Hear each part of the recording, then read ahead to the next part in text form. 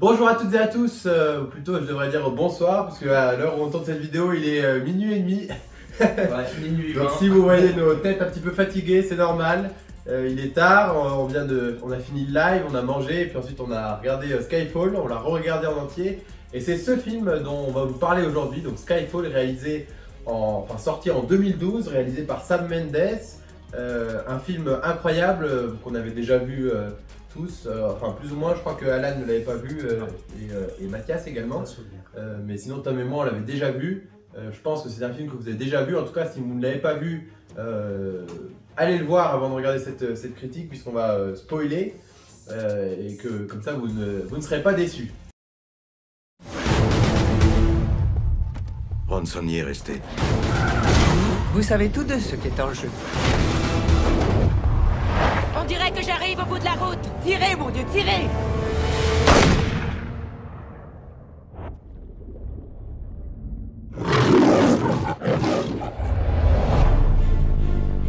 Comment faire la nécrologie d'un homme pareil? Il y a 3 mois, vous avez égaré le disque dur contenant la liste de tous nos agents infiltrés dans des groupes terroristes à travers le monde. 007 au rapport. Où étiez-vous encore foré? Je savourais ma mort. Pourquoi ne pas rester mort? Voilà la question. Il n'y a aucune honte à avouer que vous avez perdu la main.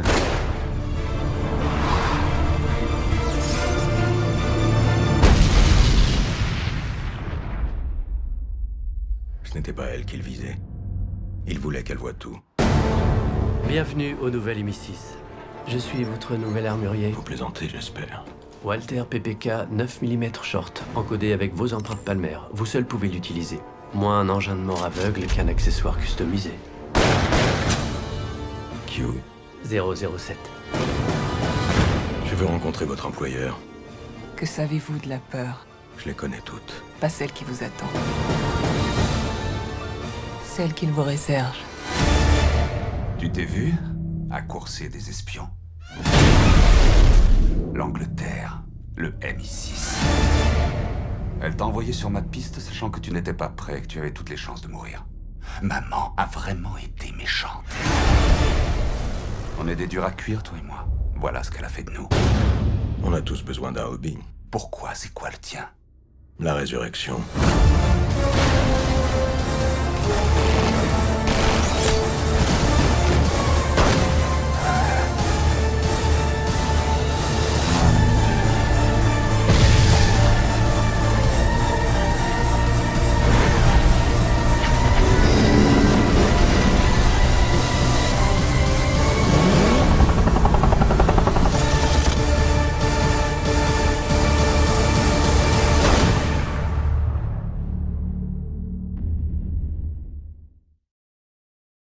Déjà, on commence par une scène introductive assez longue, qui dure une vingtaine de minutes, où James Bond est envoyé à Istanbul, en Turquie, avec plusieurs agents, où il doit récupérer une mystérieuse liste contenant les noms des agents infiltrés du MI6.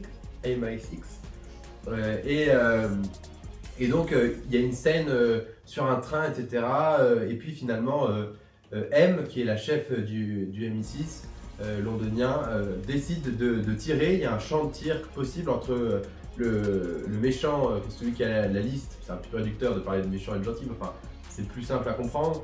Celui qui a la liste, et puis il y a James Bond juste à côté, il est aussi dans le champ de tir, et M dit tirez, je vous dis de tirer nom de Dieu. Et en fait la scène introductive, c'est la mort de James Bond, où on le voit qui tombe dans l'océan. Il y a la merveilleuse introduction musicale d'Adèle, Skyfall, qu'on connaît tous, qu'on a peut-être tous en tête, et c'est vraiment un chef-d'œuvre musical, cette musique. Je pense qu'on sera tous d'accord sur ce point-là.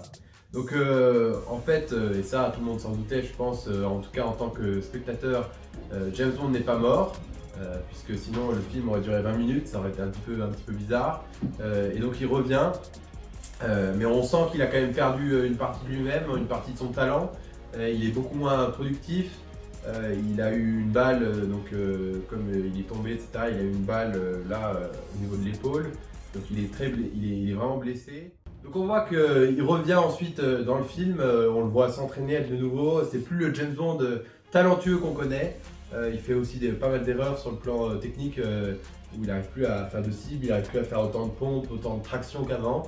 Et puis ensuite, je ne vais pas raconter tout le film, sinon ça pourrait durer longtemps, mais donc ensuite il est sur la piste d'un nouvel ennemi à abattre qui menace le sort de l'Angleterre. Voilà, c'est toujours, ça parle toujours d'enjeux assez géopolitiques. Il y a notamment au sein de ce film un discours qui est assez connu de M, la chef du MI6. M parle de la géopolitique, un petit peu de l'arrivée du terrorisme. On est dans les années 2012-2013. On n'est pas encore avant la vague d'attentats qu'il y aura en 2015, mais Londres avait déjà connu des attentats auparavant. Et donc on a déjà cette première analyse géopolitique qui est assez pertinente. C'est-à-dire que ce ne sont plus des États qui sont désignés comme des ennemis, mais finalement ce sont des personnes, et donc ils sont beaucoup moins contrôlables, et c'est ça la véritable menace, et c'est assez bien expliqué dans ce discours de M, que je trouve assez intéressant, très bien écrit, avec une citation faite au poète Tennyson. C'est un film qui a été réalisé, comme je le dis en introduction, par Sam Mendes. On connaît les talents de Sam Mendes, du réalisateur, pour la photographie. Et c'est vrai qu'on se faisait la réflexion en le revisionnant, ou en le visionnant pour la première fois pour vous, que les images sont vraiment incroyables. Il y a toute cette scène où il est à Shanghai avec les décors, ensuite Macao avec alors la scène aussi la rencontre avec l'actrice française Séverine, je crois qu'elle s'appelle. Dans le film, ouais. Dans le film. Dans le film, Donc vraiment très intéressant comme décor. Ensuite on a évidemment toute la partie sur la fin, dans l'ancienne demeure de la famille Bond, Skyfall, qui a donné le nom au film. Un scénario qui ne paye pas tellement de mine, mais qui quand même, malgré tout, est très efficace. On s'attend un petit peu à la fin, bien sûr, mais quand même, il y a quand même des surprises qui sont attendues à la fin. On ne va pas vous les dévoiler là. Mais c'est vraiment un film qui est intéressant, qui porte ensuite la suite, qui annonce la suite de Spectre ensuite. Et puis après Mourir peut attendre, le dernier opus de Daniel Craig. Oui, la fin est dramatique et en fait on s'y attend. Moi je trouve pas forcément, quand on regarde pour la première fois le film, on peut pas s'attendre au final cataclysmique. Ça vous spoile pas, mais vous verrez pas vous-même, mais il vaut mieux regarder aussi ceux d'avant pour comprendre que c'est un cataclysme cette fin. Et je pense qu'il est intéressant, c'est de pas de faire comme vous avez fait, parce que pour la petite histoire, Mathias et Alan avaient vu déjà Mourir peut attendre et Spectre, et ils n'avaient pas vu celui-là. Je pense que si vous n'avez pas vu celui-là, c'est bien de regarder ou de re-regarder Casino Royale, Quantum of Solace, Skyfall, Spectre, et puis ensuite Mourir peut attendre, la trilogie, la suite, parce que c'est vraiment des suites. Je pense que autant Quantum of Solace, qui est beaucoup moins réussi, en tout cas de mon avis, comme film, vous pouvez pas faire l'impasse dessus si vous voulez, c'est pas tellement une suite logique, vraiment, quoique vous en apprendrez plus sur le personnage de James Bond, incarné par Daniel Craig, mais c'est vrai que vous pouvez faire l'impasse quand même, parce qu'il n'y a pas beaucoup de choses véritablement à apprendre de ce film. Par contre, c'est vrai que Casino Royale, qui marque l'introduction du personnage, et vraiment ce style qui lui a été donné, beaucoup plus violent, beaucoup plus viril, etc. Le style qui finalement colle à Daniel Craig, beaucoup plus musclé, avec beaucoup plus de scènes assez trash de violence. Et finalement Skyfall qui ouvre une nouvelle ère qui sera ensuite suivie par Spectre, cette suite notamment, et puis enfin Mourir peut attendre. Qu'est-ce que finalement vous avez pensé de ce film? Est-ce que vous avez des éléments supplémentaires à ajouter? Pour moi c'est un bon film, et puis il y a un énorme travail, c'est tout bête, hein, mais pour moi une introduction dans un film révèle la suite d'un film. Donc l'intro elle est peut-être un peu longue, mais après elle introduit bien la suite. Et puis aussi la partie qu'on pourrait appeler générique du début, où j'ai fait même cette réflexion, où il y a eu des effets VFX. Ça c'est tous les films de James Bond de toute façon. Ouais c'est ça, mais il y a quand même l'investissement qui est monstrueux, et où on se dit s'ils se sont foulés déjà pour un générique de début, c'est que pour la suite ils se sont foulés aussi. Ça c'est les 50 films de James Bond, vraiment c'est vrai. Tous les génériques comme dans les années 60, oui, mais Mais Ça révèle que ça suit la suite, quoi. cette musique, elle est, surtout la musique choisie, elle est extraordinaire, réalisée à l'époque par Adele qui venait de faire son retour avec un album, Hello.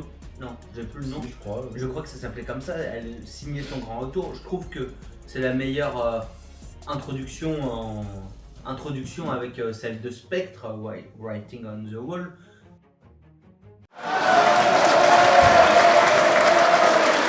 Et ça donne juste l'atmosphère en fait. Skyfall, on le comprend par la traduction, la chute du ciel et un ciel qui s'écroule, c'est ta vie qui s'écroule en fait. Et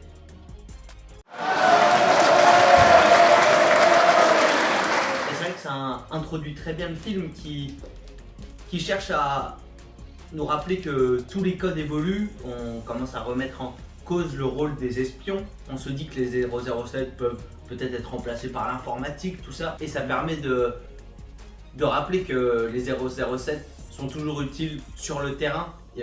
L'informatique, tout ça, c'est un réel support, mais c'est un support qui est un faux ami parce que un support informatique, maintenant, ça peut être hacké par beaucoup de monde, ça peut être détourné, comme on le voit, un 007 sans faille, comme James Bond, et je pense que c'est là qu'ils ont essayé de rappeler qu'un 007 sans faille, même si Daniel Craig a quelques failles, mais jamais il ne les montrera. Je pense surtout, là-dessus, une citation qui est importante, c'est celle du début du film, lorsqu'il rencontre Q, le nouveau, le petit jeune, où ils ont un échange qui au début est pas très cordial, enfin ça se clash un petit peu, puis ensuite, oui gentiment, mais c'est assez rigolo d'ailleurs comme passage, mais ensuite ils deviennent vraiment assez, pas proches, mais vraiment assez, des relations assez cordiales.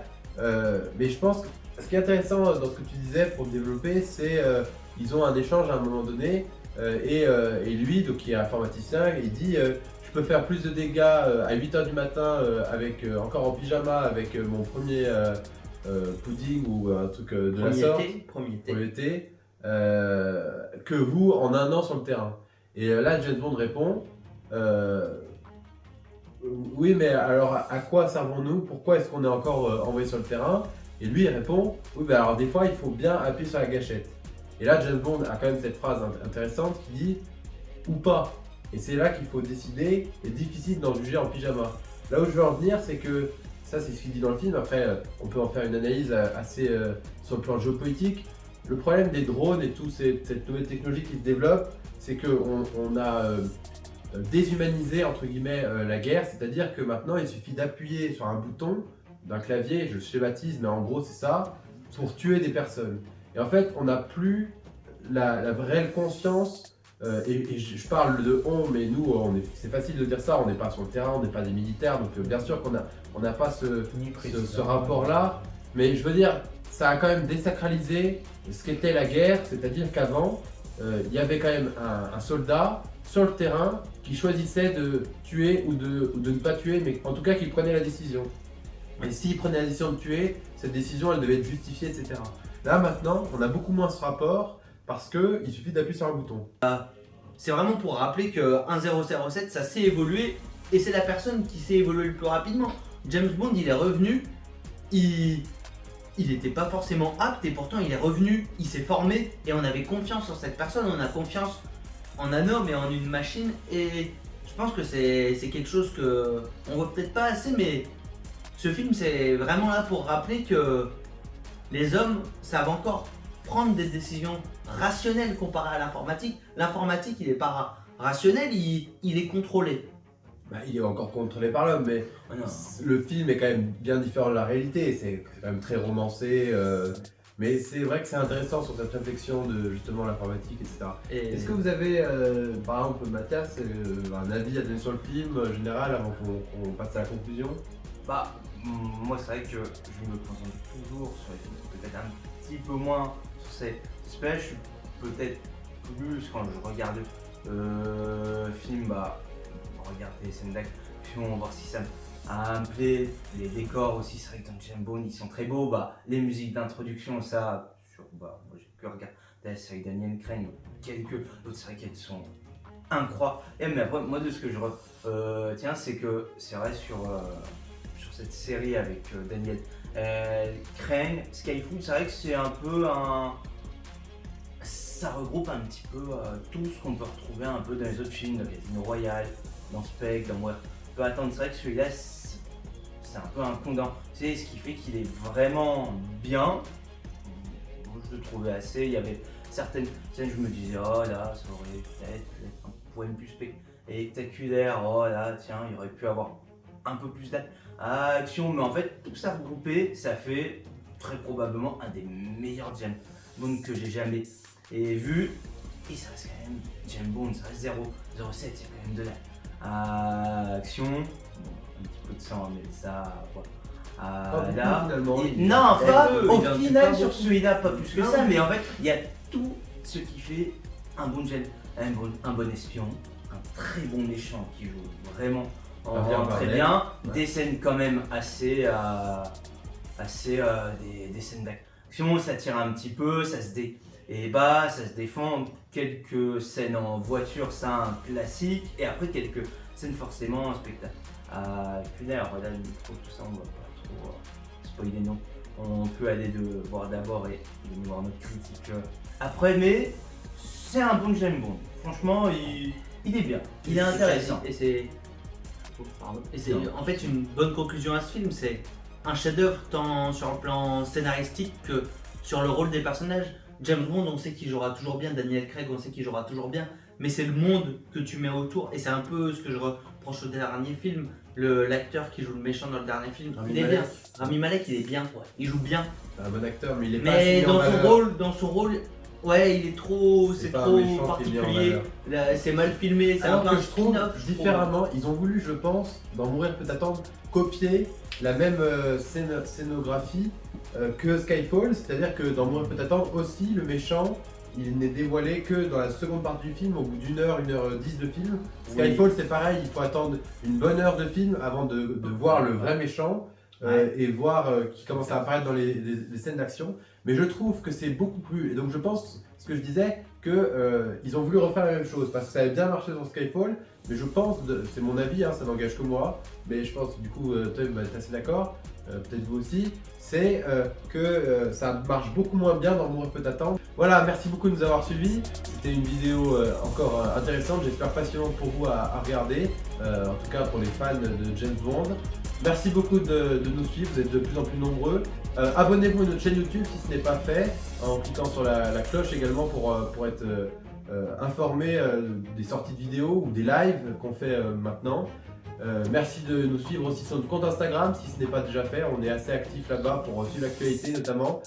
Un grand merci pour votre aide, c'est grâce à vous que cette aventure, cette magnifique aventure peut exister. Comme je vous l'ai dit dans le dernier live, on va prendre une semaine de vacances, donc on se retrouvera en force avec du nouveau matériel qu'on espère qui perfectionnera l'aspect qualitatif de nos vidéos. Et donc on se retrouve en force le 12 janvier en live à 20 h. Merci beaucoup pour votre écoute, passez une bonne soirée, à bientôt.